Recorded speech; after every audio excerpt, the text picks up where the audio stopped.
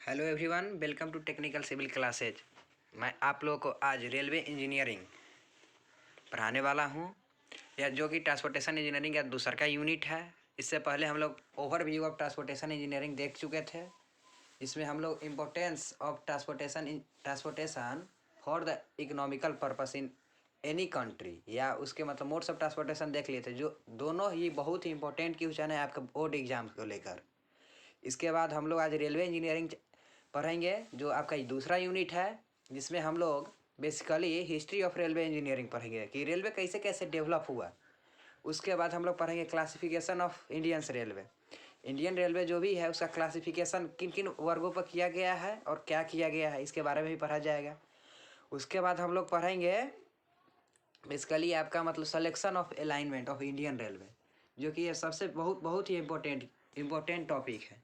यह board exam में आते ही हैं, हर एक साल अतरा कर आता है, इसीलिए सबसे ज़्यादा बर्निंग क्वेश्चन आपका selection of alignment of railway, यह सबसे बर्निंग क्वेश्चन रहेगा। सो गाइज, शुरू करते हैं history of development of Indian railway से। तो सबसे पहले शुरू करते हैं कि सन 1804 ईस्वी में स्टीम लोकोमोटिव एक इंजन है जिसको डेवलप किया था British mechanical engineer Richard Travis. British engineer, जबकि हम लोग जानते ही हैं कि वैश्वीकरण जो भी है यह इंग्लैंड से ही स्टार्ट हुआ था, और औद्योगिकरण भी इंग्लैंड से ही स्टार्ट हुआ था, जिसके कारण नए नए आविष्कार सबसे पहले इंग्लैंड में भी हुए। तो 1804 ईस्वी में एक अंग्रेजी वैज्ञानिक था जिसका नाम आप देख रहे हैं, ब्रिटिश मैकेनिकल इंजीनियर रिचर्ड ट्रेविस्टिक। एक ऐसा इंजन बनाया जो रोड पर नॉर्मली चल रहा था। तो यह सन 1804 ईस्वी से स्टार्ट हुआ आपका रेलवे बनाना। उसके बाद 1814 ईस्वी में ही इंग्लैंड के ही एक वैज्ञानिक जो सबसे पहले डिप्लोमा किए उस सिविल इंजीनियरिंग से, उसके बाद मैकेनिकल इंजीनियरिंग से बीटेक किए वो अपना, और उन्होंने भी एक इंजन का आविष्कार किया जो वो मतलब ट्रैक पर चलने लगा। जो अभी का इंजन देख रहे हैं जो ट्रैक पर चलता है, वैसे ही आविष्कार किया और ट्रैक पर चलने वाला इंजन बनाया। तो यही लिखा हुआ है कि first steam locomotive are developed by the George Stephenson, an English civil and mechanical engineer. ऐसा इंजन तैयार किया जो running on the railway track, जो रेलवे ट्रैक पर चल रहा था। अब इसके बाद आता है सन 1825, 27 सितंबर सन 1825 को इंग्लैंड में ही पब्लिक रेलवे चालू किया गया, जो 16 किलोमीटर तक चला। तो कहाँ से कहाँ चला, तो आप ये भी देख लीजिए। First ever public railway from Stockton to Darlington. Stockton और डार्लिंगस्टन दो शहर है यूके का। यूनाइटेड किंगडम किसको कहते हैं, हम लोग इंग्लैंड को कहते हैं। तो इंग्लैंड में ही सबसे पहले पब्लिक रेलवे चलाया गया था 16 किलोमीटर तक। और कहाँ से कहाँ चलाया गया था स्टॉक्सन टू डार्लिंगटन। उसके बाद आता है 1833 में, और उसके बाद यूएस में भी चला। यूएस में भी पब्लिक रेलवे चला 1833 ईस्वी में। तो कहाँ से कहाँ चला, first railway was between Mohawk to Hudson में चला था। अब इसके बाद आता है अब इंडियन रेलवे का हिस्ट्री जान लीजिए। इंडियन रेलवे सबसे पहले कहाँ से कहाँ तक इंडिया में रेलवे चला था, इसके बारे में देख लेते हैं। 16 अप्रैल 1853 को first ever railway between Mumbai to Thane in India, Mumbai से थाने के बीच फर्स्ट टाइम इंडिया में रेलवे चला था। कितना किलोमीटर था भाई, तो सबसे पहले देख लेते हैं कि यहाँ पर कितना किलोमीटर है। 34 किलोमीटर है। 34 किलोमीटर, और कितना समय लिया था, तो यह समय लिया था 4 आवर, 4 घंटा। 34 किलोमीटर 4 घंटा में चला था। तो सबसे पहले इंडिया में रेलवे कहाँ चला था, तो मुंबई से थाने के बीच। उसके बाद हम ये कह दें कि इंडिया में रेलवे मुंबई से थाने के बीच कितना ईस्वी में चला था, 16 अप्रैल 1853 ईस्वी को चला गया था। अब इसके बाद आता है Indian classification of Indian railway. अब इंडियन रेलवे का क्लासिफिकेशन के बारे में, इंडियन रेलवे का क्लासिफिकेशन बेसिक 2 वर्गों पर किया गया है। इंडियन रेलवे का क्लासिफिकेशन बेसिक 2 वर्गों पर किया गया है। फर्स्ट क्लासिफिकेशन है आपका बेस्ड ऑन द रूट, और सेकेंड क्लासिफिकेशन क्या है, बेस्ड ऑन द स्पीड। मतलब कि एगो रूट के आधार पर क्लासिफिकेशन किया गया है, दूसरा का आपके स्पीड के आधार पर क्लासिफिकेशन किया गया। तो रूट के आधार पर कौन कौन क्लासिफिकेशन है, ट्रंक रोड है, मेन रोड है और ब्रांच रोड है। ये 3 क्लासिफिकेशन हुआ आपके रूट के आधार पर। उसके बाद हो गया आपके ग्रुप के आधार पर, स्पीड के आधार पर group A, group B, group C, group D और ग्रुप ई। ये 5 क्लासिफिकेशन किया गया आपके स्पीड के आधार पर। अब इसके बाद चलते हैं कि ट्रंक रोड क्या होता है, मेन रोड क्या होता है, ब्रांच रोड क्या होता है, इसके बारे में थोड़ा देख लेते हैं। और इससे पहले हम आपको एक चीज़ बता दें कि यूनिट 1 में कौन कौन सा इंपॉर्टेंट क्वेश्चन है जो आपके बोर्ड एग्जाम में आ सकते हैं। तो यह रहा आपके लिए कि यह सबसे पहले भी हम आपको बता चुके हैं कि role of importance of transportation in development of any nation. किसी भी देश के डेवलप करने में ट्रांसपोर्टेशन का किस प्रकार से रोल रहता है, इसके बारे में पूछ सकता है आपके बोर्ड एग्जाम में। और सेकेंड ये भी चीज़ पूछ सकता है कि rights the name of mode of transportation and right advantage and disadvantage of the railway in brief. मतलब कि शॉर्ट में आप रेलवे के एडवांटेज और डिसएडवांटेज के बारे में बताइए। और मोड्स ऑफ ट्रांसपोर्टेशन के नाम पूछेगा, जिसमें आप बता दीजिएगा कि रेलवे होता है, रोडवे होता है या हाईवे कहिए, उसके बाद एयरवे होता है, वाटरवे होता है, रोपवे। यह 5 प्रकार का है जिसको आप याद कर बता भी सकते हैं, लिख सकते हैं। और चलते हैं कि जो भी ट्रांसपोर्टेशन है, सॉरी रेलवे का जो रूट के आधार पर हम डिवीज़न करते हैं, उसमें पहला नाम आता है ट्रंक रोड। अब ट्रंक रोड क्या होता है, इसके बारे में ब्रीफ से अध्ययन कर लेते हैं।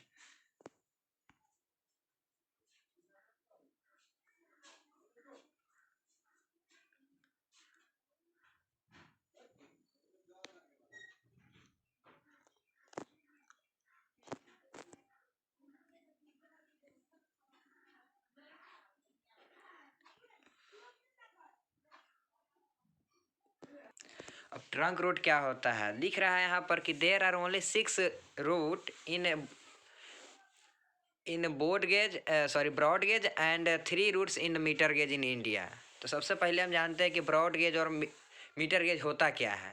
तो ब्रॉड गेज और मीटर गेज होता क्या है या बाद में जानेंगे, क्योंकि नेक्स्ट चैप्टर में पढ़ना ही है, तो इसको हम बाद में जान लेते हैं। सिर्फ यहाँ पे याद ये कर लीजिए कि 6 ही रूट है जो इंडिया में जो ब्रॉड गेज, मतलब 6 रूट ऐसा है ट्रंक रोड का जो ब्रॉड गेज पर है, और 3 रूट ऐसा है जो मीटर गेज पर है इंडिया में। उसके बाद स्पीड ट्रंक रोड पर किसी भी रेलवे का स्पीड कितना होता है, तो more than 60 kilometre per hour. 60 kilometre per hour अगर होगा तो ट्रंक रूट में आ जाएगा। तो उसके बाद आ जाता है आपका मीटर रूट, मेन रूट।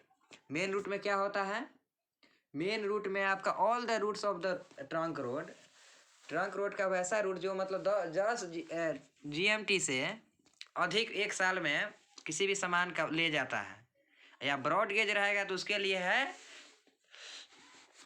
मतलब कि ब्रॉड गेज है और मैक्सिमम स्पीड उसका कितना हो सकता है, 130 kilometre per hour for main line. इसका कहने का मतलब GMT का मतलब होता है gross million tonne. Gross million tonne, इसका मतलब हुआ कि वैसा रूट जिस रूट से 10 ग्रॉस मिलियन टन सामान एक साल में या उससे अधिक ले जाया जाए, या उस रेलवे का स्पीड कितना हो, 30 किलोमीटर पर आवर तक हो, तो उसको हम किस रूट में रखेंगे, मेन रूट में। लेकिन ये किस चीज़ पर हो, ब्रॉड गेज पर हो, ना कि मीटर गेज पर। और अब सेकेंड मैटर आता है कि हमारा मीटर गेज पर क्या होगा। अब मीटर गेज पर हम देख लेते हैं, तो all the routes of other than the trunk route carrying 2.5 GMT और मोर पर ईयर ऑफ MG मतलब होता है metre gauge, and maximum permissible speed 75 kmph comes under the main routes. कहने का मतलब हुआ कि अगर मीटर गेज रहेगा तो कितना 2.5 GMT, मतलब कि 2.5 ग्रॉस मिलियन टन से अधिक सामान एक साल में उस रूट से जाया जाए, और उस गाड़ी का स्पीड और उस रेलवे का स्पीड कितना होना चाहिए, 75 kmph। तो जो आ जाएगा आपका ट्रंक रूट में। उसके बाद आता है ब्रांच रूट। अब ब्रांच रूट किसे कहते हैं, तो देख लेते हैं। तीसरा आ जाता है आपका ब्रांच रूट वैसे रूट को कहते हैं उस जगह गाड़ी जाएगी जहाँ पर 10 GMT से कम आपका ब्रॉड गेज में आ जाएगा, और इसका जो स्पीड होगा वो 130 kmph से कम होगा। एंड अगर मीटर गेज रहेगा तो 2.5 GMT से कम आएगा, और इसका मैक्सिमम स्पीड होगा जो 100 किलोमीटर पर आवर से 75 km से कम होगा। तो वही चीज़ है कि जो मेन रूट में है, मेन रूट में क्या है कि हम 10 GMT से अगर ब्रॉड गेज रहेगा तो 10 ग्रॉस मिलियन टन से हम ज़्यादा सामान ले जा सकते हैं। लेकिन यही उससे छोटा आ गया ब्रांच रूट, तो ब्रांच रूट में हो गया कि 10 मिलियन टन से हम किसी भी ब्रॉड गेज से कम ले जाएंगे, और इसका स्पीड उस गाड़ी पर कितना होगा अगर ब्रांच रूट होगा तो 100 किलोमीटर से ज़्यादा नहीं होगा। लिख रहा है all the routes carrying less than the 10 GMT for the BG मतलब कि broad gauge, and the less than the 2.5 GMT for the MG मतलब हो गया metre gauge, and maximum permissible speed is less than 100 km broad gauge and 75 kmph for metre gauge. Broad gauge और metre gauge में आपको confusion होगा, लेकिन इसको हम नेक्स्ट चैप्टर आएगा जिसमें हम क्लियर करेंगे, बिल्कुल अच्छे से क्लियर करेंगे। गेज क्या होता है, गेज का टाइप क्या होता है, इसके बारे में बिल्कुल थोरोली अध्ययन आपको कराया जाएगा। अब आते हैं base on the speed criteria. अब स्पीड क्राइटेरिया के आधार पर भी हम आपको बताए थे कि कितने भागों में रेलवे, इंडियन रेलवे का क्लासिफिकेशन हुआ है 5 भागों में। अब 5 भागों में सब पढ़ लेते हैं। First of all group A. Group A में क्या होता है ना कि ट्रंक रूट से जाने वाली वैसी गाड़ी या वैसी ट्रेन जिसका स्पीड 160 kmph से अधिक हो, उसको हम ग्रुप ए में रखते हैं। Usually trunk routes on which the speed of the train should be kept up to the 160 kmph as classification in the group. मतलब कि ग्रुप ए में वैसे गाड़ी को रखेंगे, वैसे रेलवे को रखेंगे जिसका स्पीड 160 km/h हो। अब उसके बाद आ जाता है ग्रुप बी। अब ग्रुप बी के लिए आता है क्या, अंडर द, इसमें लिख रहा है कि ग्रुप बी किसको कहेंगे भाई, तो under this group whose routes have been classify on whose maximum speed permissible speed is 160 kmph allowed. अब कह रहा है कि 130 kmph इज अलाउड, और 130 किलोमीटर तक ही जिस गाड़ी का स्पीड होगा उसको हम किस में रखेंगे, ग्रुप बी में रखेंगे। उसके बाद आता है कि ग्रुप सी।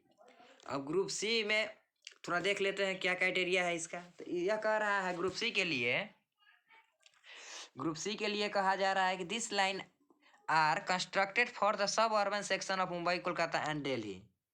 जैसे कि मुंबई, कोलकाता और दिल्ली में मेट्रो, जानते हैं कि मेट्रो चल रहा है, तो मेट्रो का वह सब रूरल एरिया है जो इस ग्रुप सी में आता है। लिख रहा है these line are constructed for the suburban area section of the Mumbai, Kolkata. तो बेसिकली ये समझ ले मेट्रो के लिए उपयोग किया जाता है। उसके बाद आ जाता है आपका ग्रुप डी।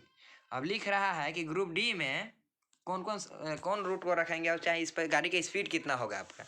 लिख रहा है on route where maximum speed is 100 kmph comes under this group. मतलब 100 km/h वाले जो ट्रेन होगा ना वो ग्रुप डी में आएगा।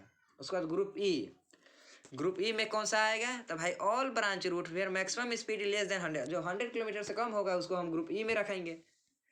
और इसी प्रकार से अब हम पढ़ते हैं zone of Indian railway. Indian railway को बेसिकली बेसिकली क्या मतलब, इंडियन रेलवे जो हमारा बटा हुआ है कुल 18 जोन में बटा हुआ है। पूरा इंडिया में जो 18 जोन है इंडियन रेलवे का। अब कौन कौन है उसको हम थोड़ा पढ़ लेते हैं। पहले कितना था, सबसे पहले हम जान लेते हैं कि जब इंडियन रेलवे बना था उस समय हम 9 जोन में ही बांटे थे इंडियन रेलवे को। लेकिन उसके बाद धीरे धीरे रेलवे का विस्तार हुआ और इसको 9 जोन से बढ़ाकर 18 जोन में बांटा गया। और कौन कौन सब है वो देख लेते हैं।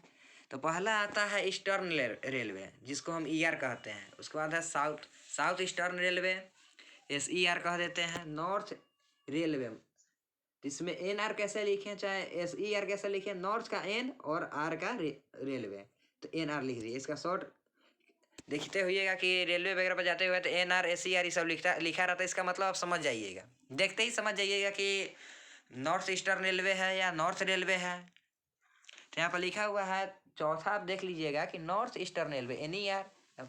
पांचवा लिखा हुआ है north eastern frontier railway NFR। उसके बाद लिखा है साउथ रेलवे हो गया, south central railway, western railway और सेंट्रल रेलवे CR। उसके बाद आता है कि नया, उसके बाद 7 जोन और इसमें नया ऐड किया गया था। तो आप कहिएगा सर कि 9 जोन वह हुआ और 7 जोन ये, तो 9 7 तो सर यहाँ पर 16 ही जोन हुआ। तो 2 जोन कहाँ से आएगा वो भी हम बताएंगे। दो जोन कहाँ से जोड़ा गया है और कौन सा है वो 2।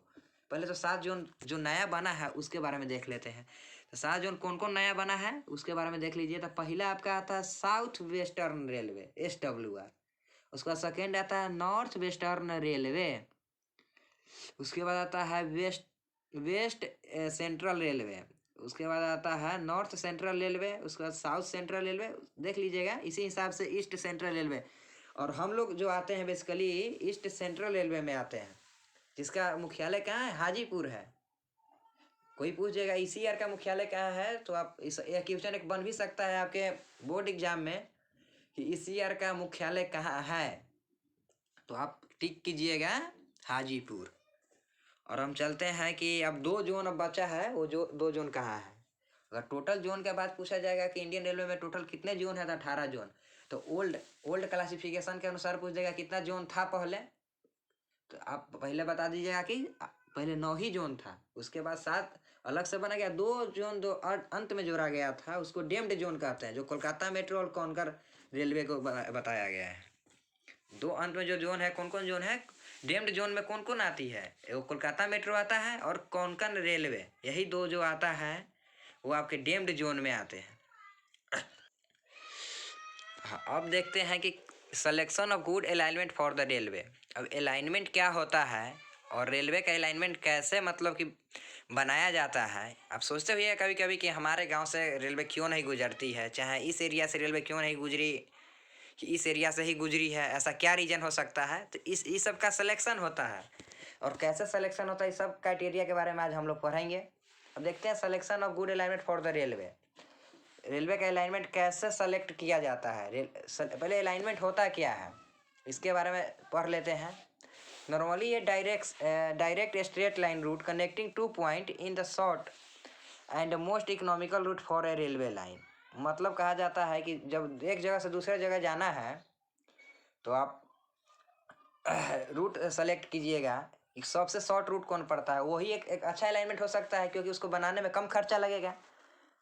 जैसे कि मान लीजिए कि ए पॉइंट ई होगा और बी पॉइंट ई हुआ, यहाँ पर मुजफ्फरपुर हुआ, ये पटना हुआ, तो हम डायरेक्ट जा सकते हैं, और डायरेक्ट जाएंगे तो सबसे कम खर्चा लगेगा और कम पैसा लगेगा। अलाइनमेंट हम ये भी सेलेक्ट कर सकते हैं, और हो सकता है इस अलाइनमेंट के बीच में हमारा रिवर आ जाए और बीच में कोई सवारी गाड़ी भी नहीं, मतलब सवारी भी क्या गांव वगैरह नहीं मिलेगा, तो इस अलाइनमेंट को सेलेक्ट करेंगे। या एक ऐसा अलाइनमेंट है जिसमें यहाँ पर आपको मतलब पुल वगैरह नहीं पड़ता, सॉरी रिवर नहीं पड़ता है, और यहाँ पर आपको मतलब कि क्या कर सकते हैं कि ऐसा एरिया है, यहाँ पर एक इंडस्ट्री वगैरह है, तो हम इस अलाइनमेंट को इसलिए, अब स्ट्रेट अलाइनमेंट में हमको पैसा तो ज़रूर कम पड़ेगा, लेकिन हम सेलेक्ट करेंगे या तिरछा वाला अलाइनमेंट। क्यों?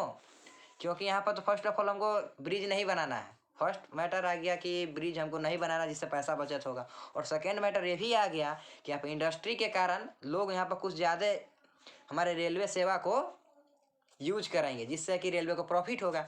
तो रेलवे सोचेगा कि नहीं, स्ट्रेट लाइन में हम ना जाकर हम किस लाइन से जाए, हम यहाँ से इंडस्ट्रियल लाइन से जाए, ताकि यहाँ से लोग हमारा यूज करें और हम लोग से हम पैसा कमाए। यही कारण है कि अलाइनमेंट ऐसे चेक किया जाता है। यही देखते हुए कि रूरल एरिया में ना, गांव वाला एरिया में जल्दी रेलवे लाइन आपको नहीं दिखेगा, क्योंकि गांव के लोग कुछ कम रेलवे लाइन का उपयोग करते हैं एज कम्पेयर टू शहर, क्योंकि लोगों का प्लान शहर की तरफ होता है, न कि गांव की तरफ।